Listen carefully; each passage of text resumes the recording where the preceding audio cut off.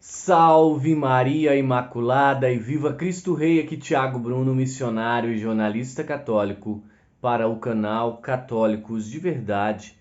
Hoje é dia 24 de março e a palavra de Deus está no Evangelho de São João 1 e 2, capítulo 7 e depois capítulo 10 do 25 ao 30. Naquele tempo Jesus andava percorrendo a Galileia, evitava andar pela Judéia, porque os judeus procuravam matá-lo. Entretanto, aproximava a festa judaica das tendas, quando seus irmãos tinham subido. Então, ele subiu para a festa, não publicamente, mas sim como às escondidas. Alguns habitantes de Jerusalém disseram então: Não é este a quem procuram matar? Eis que fala em público e nada dizem. Será que na verdade as autoridades reconheceram que ele é o Messias? Mas este nós sabemos de onde é. O Cristo, quando vier, ninguém saberá de onde é. Em alta voz, Jesus ensinava no templo, dizendo: Vós me conheceis e sabeis de onde sou. Eu não vim por mim mesmo, mas o que me enviou é fidedigno. A esse não o conheceis, mas eu o conheço, porque venho da parte dele e foi ele quem me enviou. Então, queriam prendê-lo, mas ninguém pôs a mão nele, porque ainda não tinha chegado a sua hora. Palavra da salvação, glória a vós, Senhor. Na palavra de hoje nós temos duas coisas que nós precisamos colocar. Primeiro, nós vemos que nós tivemos vários judeus, muitos judeus, fariseus, que se converteram vendo Jesus. Mas a maior parte daqueles que não viviam verdadeiramente a religião judaica, mas sim eram hipócritas, esses que fizeram, esse compilado, esse planejamento para findar com Cristo. Porque Jesus falava a verdade, que eles não viviam o que eles ensinavam. E eles não gostavam, eles gostavam da vida boa. Então, é isso. O segundo ponto, deixa eu pegar o evangelho aqui. O segundo ponto que nós temos que colocar é que em Cristo todo o Velho Testamento se concretiza. E aqui está a prova. Queriam prendê-lo, mas ninguém pôs a mão nele, porque ainda não tinha chegado a sua hora. Entenderam? Então, a hora de Jesus é pego, quando tudo se completa, quando as profecias todas se encontram sobre a sua morte. A notícia que eu quero trazer hoje na catequese é uma notícia que deixou meio que de boquiaberto o mundo católico, mas isso também pode ser uma calúnia contra o Papa Francisco. Bispo Johann Boni garante que Papa deu sinal verde para a bênção de pares do mesmo sexo na Bélgica. Ou seja, esse arcebispo aqui, Johann Boni, afirma que o Papa deu sinal verde. Ele está afirmando. Em nenhum momento vimos o Papa afirmar ou bater o martelo, até porque isso é contrário à doutrina, mas esse arcebispo aqui afirma. Então, eu vou ler a matéria aqui, trazer para vocês. Eu vou tentar emitir o menos possível de opinião, mas sim deixar o que está escrito aqui no Infocatólica, que é um site muito conceituado quando se trata de trazer notícias da Santa Igreja. Na Bélgica, todos os bispos concordaram em aprovar a bênção de pares do mesmo sexo e também de divorciados, pessoas de segunda união, casais que estão em união irregulares. Há também um ritual, e que foi relatado segundo Monsenhor Boni. O Papa aprovou tudo em novembro passado durante a visita ad limina do episcopado belga, ou seja, é uma visita que os bispos vão ao Vaticano, né?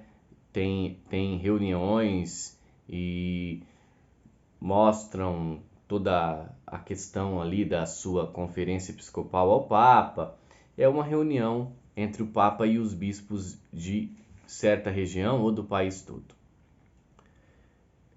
Assim, afirmou o arcebispo Antuérpia Monsenhor Johann Boni na Assembleia do Sínodo Alemão, que pode ser ouvida. Aqui o site Infocatólica disponibiliza o vídeo dele falando isso.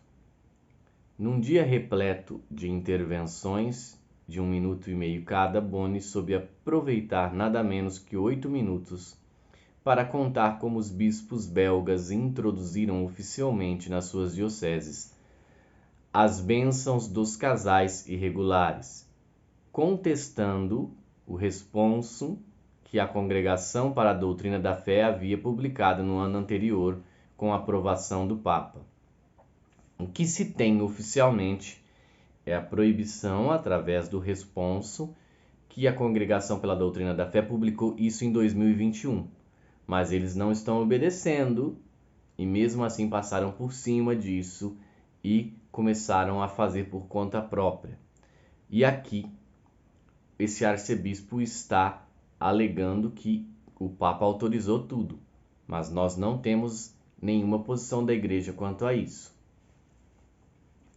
O arcebispo Boni explicou que os bispos belgas, depois de ler e meditar durante 2 dias a exortação pós-sinodal Amoris Laetitia, prepararam um breve texto de 2,5 páginas com apenas 4 parágrafos, que inclui 2 pontos fundamentais: uma pastoral estável de pessoas,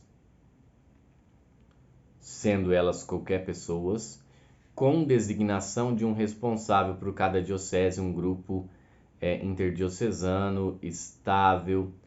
Em segundo lugar, a bênção de todos os casais, ou seja, se as pessoas estão há um certo tempo juntos, se é considerado estável, pode abençoar, é isso. Tudo contrário à fé de sempre da Igreja. O primeiro parágrafo explica que o arcebispo aponta para 2 textos em que se baseiam em 2 decisões, ou seja, os parágrafos 297 e 303 da Amoris Laetitia, que é uma encíclica do Papa Francisco. Ambos pertencem ao 8º capítulo, decididamente o mais problemático e polêmico da exortação. A primeira, 297, é a exortação do Papa a integrar todos, a ajudar a cada um a encontrar seu próprio modo de participar da comunidade eclesial, para que se sinta objeto de misericórdia imerecida, incondicional e gratuita. O parágrafo não se refere apenas aos divorciados em nova união, mas todos, em qualquer situação que se encontrem. Esse texto, no modo de lidar com as diversas situações ditas irregulares, conclui de forma muito vaga a necessidade de revelar-lhes a pedagogia divina da graça em suas vidas e ajudá-los a alcançar a plenitude do plano de Deus neles. Essa encíclica do Papa Francisco, vamos dizer assim, tem muitas pessoas questionam, né, essa encíclica. Eu não tenho conhecimento nem autoridade para questionar, mas o que eu posso dizer é que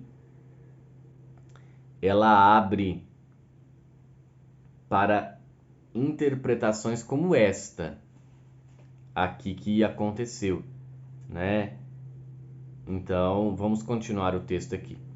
O segundo parágrafo, número 303, é a célebre passagem sobre o envolvimento da consciência na pastoral da Igreja. Com efeito, a consciência pode reconhecer com sinceridade e honestidade qual é para o momento a resposta generosa que se pode oferecer a Deus e descobrir com uma certa certeza moral que essa é a doação que o próprio Deus pede no meio da complexidade concreta do limitações, mesmo que ainda não seja plenamente o ideal objeto. Na petição apresentada pelos bispos belgas, uma relação sexual desordenada e objetivamente pecaminosa pode assim tornar-se o máximo que se pode oferecer a Deus num determinado momento. A Igreja, por sua vez, não podemos apenas respeitar esse errôneo discernimento da consciência, mas deve integrar tudo incondicionalmente. Nesta lógica, a bênção de casais irregulares transforma-se magicamente de bênção de uma relação desordenada em bênção daquele bem imperfeito que naquele momento possui a concreta resposta generosa que se pode oferecer a Deus. Então, aqui é no que está baseando esse texto,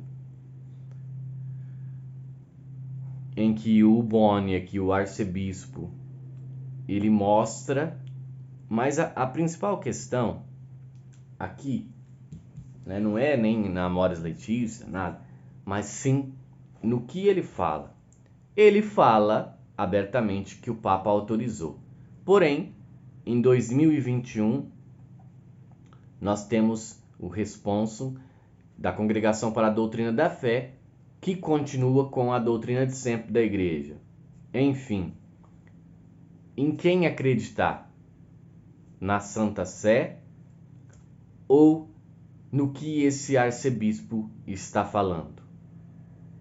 Tá, agora a minha opinião. A minha opinião é que diante do que esse arcebispo falou,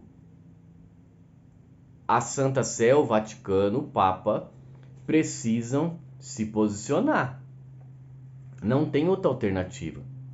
Porque se não se posicionar vai ficar estranho. Um arcebispo fala num evento totalmente herético que a Conferência Episcopal Alemã está fazendo com o sínodo, totalmente contrário às coisas da igreja, fala que o Papa aprovou. Mas como que o Papa aprovou? Então, nós aguardamos porque a Santa Sé precisa se posicionar, porque senão vai ficar parecendo que realmente o Papa aprovou. Então, rezemos pela Santa Igreja e peçamos a Deus, peçamos muito a Deus que ilumine os nossos pastores para se manter fiéis à verdadeira Igreja, ao depósito verdadeiro da fé de sempre. Salve Maria Imaculada, viva Cristo Rei, um beijo grande dentro do seu coração.